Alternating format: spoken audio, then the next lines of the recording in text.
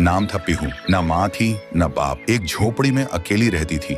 हर रोज सड़क किनारे बैठ जाती थी। फटे कपड़े, गंदे बाल और आंखों में भूख की जलती हुई आग। लोग आते जाते, कोई दान देता, कोई थूक के चला जाता, लेकिन पीहू कुछ अजीब थी। जिसने उसे खाना दिया उसके हाथों में फूल खिलते थे, और जिसने उसे नजरअंदाज किया या हंस के निकला, कुछ न कुछ उसका कट के ही रहता था। एक दिन शहर का सबसे बड़ा ठेकेदार तिवारी सेठ को जोर से सूसू लगी थी। वहीं जगह आके गाड़ी रोकता है। गाड़ी से उतरते हुए देखकर पीहू हाथ जोड़ के बोली, भूख लगी है अंकल, कुछ दे दो। तिवारी ने हंस के कहा, जा भाग यहाँ से भूतनी के, और बिना शर्म के उस मासूम लड़की के ऊपर ही सूसू कर दिया। पीहू चुप रही, कुछ बोली नहीं, बस अपनी आंखों से सेठ को देखा। अगले दिन ब्रेकिंग न्यूज थी। तिवारी सेठ की गाड़ी का ब्रेक फेल हुआ था और पेड़ से टकराई और सिर धड़ से अलग। लोग बोले, कुदरत का न्याय है। लेकिन कुछ समझदार लोग धीरे से बोले, न्याय नहीं, ये उस भूखी बच्ची का श्राप है। और एक रात एक कॉलेज लड़का आया। पीहू ने हाथ फैलाया, भैया कुछ खिला दो, बहुत भूख लगी है। तेरा पेट नहीं भरेगा कभी, चल हट। लड़का बोल के चला जाता है। उसी रात 2 बजे वो लड़का सो रहा था। उसे एक आवाज सुनाई दी, अब तुझे भूख लगेगी, पर खाने को कुछ नहीं मिलेगा, कभी नहीं। अगली सुबह लड़का पागल हो चुका था। हर प्लेट से खाना गायब। जो भी खाना रखता था सब गायब हो जाता था। उसकी जिंदगी से भोजन नाम की चीज ही गायब हो गई थी। धीरे धीरे पीहू की कहानी फैल गई। जो उसे खिलाता है बच जाता है, जो हंसता है मिट जाता है।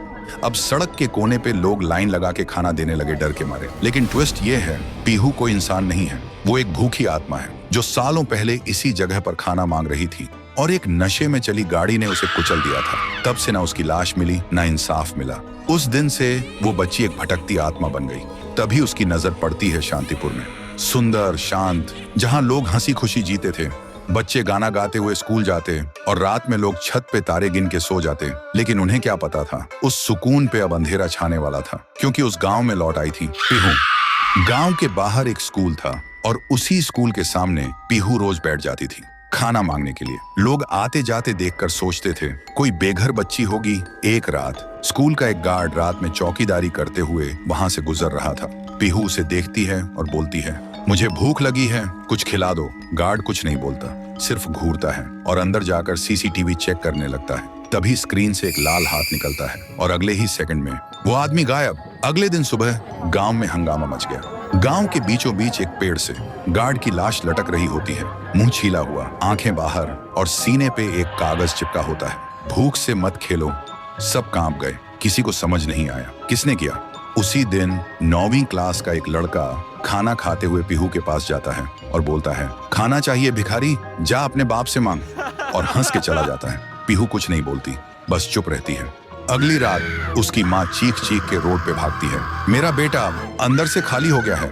डॉक्टर बोलते हैं, इसके अंदर ना दिमाग है, ना किडनी, ना लिवर, सिर्फ अंधेरा है। अगले दिन गांव के लोग इकट्ठा हो जाते हैं। सब बोलते, जब से पेड़ पे लाश लटकी थी तब से कुछ ना कुछ गलत हो रहा है। किसी ने सजेस्ट किया शांति के लिए पूजा करनी होगी। फिर रात में एक बड़ा पंडित बुलाया गया। पूरा गांव जमा हुआ था। पूजा शुरू होता है, लेकिन जैसे ही पंडित ने पहला मंत्र बोला, जोर का धमाका हुआ। पंडित का शरीर फट के टुकड़ों में बिखर गया। चारों तरफ खून और मांस के लोथड़े उड़ गए। लोगों की चीख पुकार मच गई और उसी खून से एक दीवार पे लिखा हुआ था, मुझे पूजा नहीं खाना चाहिए था। पीहू के डर ने गांव के लोगों को पागल कर दिया था। कोई स्कूल नहीं जा रहा था। बच्चे खिड़कियों से पीछे छुप के बाहर झांकते थे। लेकिन पीहू अभी भी उसी स्कूल के सामने बैठी मिलती थी, जुबान पे एक ही लफ्ज, मुझे भूख लगी है। फिर एक दिन गांव में एक बड़ा तांत्रिक आया। सुना था 1000 भूत प्रेत भगाए हैं उन्होंने। तांत्रिक गांव में कदम रखते ही एक आदमी से पूछा, ये गांव इतना शांत क्यों है? आदमी बोला, हमारे गांव में एक छाया घूम रही है जो मुझे भूख लगी है बोल के इंसान को निगल रही है। तांत्रिक ने आंख बंद की और जो देखा वो चौंक गया। फिर उन्होंने गांव वालों को बुलाया और बोला, वो बच्ची की आत्मा किसी वस्तु में बंद है, हमें उसका असली घर ढूंढना होगा, वहीं कुछ मिल सकता है। फिर एक रात गांव के 2 जवान साहसी लड़के पीहू का पीछा करते हैं और देखते हैं पीहू एक पुरानी झोपड़ी के अंदर जाती है। दोनों चुपके से झांकते हैं। पीहू एक पुरानी गुड़िया के सामने और उससे बात कर रही होती है जैसे वो जिंदा हो। दोनों देखकर चौंक जाते हैं। फिर अगली सुबह वही 2 लड़के झोपड़ी में जाकर वो डॉल उठाते हैं और ले जाते हैं तांत्रिक के पास। तांत्रिक डॉल को देखकर चिल्लाता है, यही है, इसी में बंद है वो बच्ची की आत्मा, इसे आग में जलाना होगा, तभी सब खत्म होगा। फिर रात में तांत्रिक गुड़िया को आग में डाल के हवन करता है, जोर जोर से मंत्र जप करता है। तभी एक भयानक चीख गूंजती है, मैं भूखी हूँ।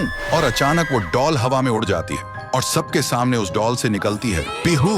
और जिन लोगों ने उस डॉल को छुआ था उनके शरीर एक एक करके पंडित जैसे फट जाते हैं। ये सब देखकर तांत्रिक भागने लगता है, लेकिन अचानक रास्ते बंद हो जाते हैं। वो पलट के देखता है, उसके सामने खड़ी होती है पीहू और वो बोलती है, तू मुझे जलाना चाहता था, अब तू जल। एक ही सेकंड में तांत्रिक के शरीर में आग लग जाती है और वो जलकर राख हो जाता है। उस रात के बाद गांव वालों को सब समझ आ गया था। पीहू ने सिर्फ उन्हीं को मारा जिन्होंने उसे दर्द दिया था, भूखा छोड़ा था। बाकी सब लोग ठीक थे। अगली सुबह गांव के सब लोग पीहू के सामने खाना लेकर आए और रो पड़े।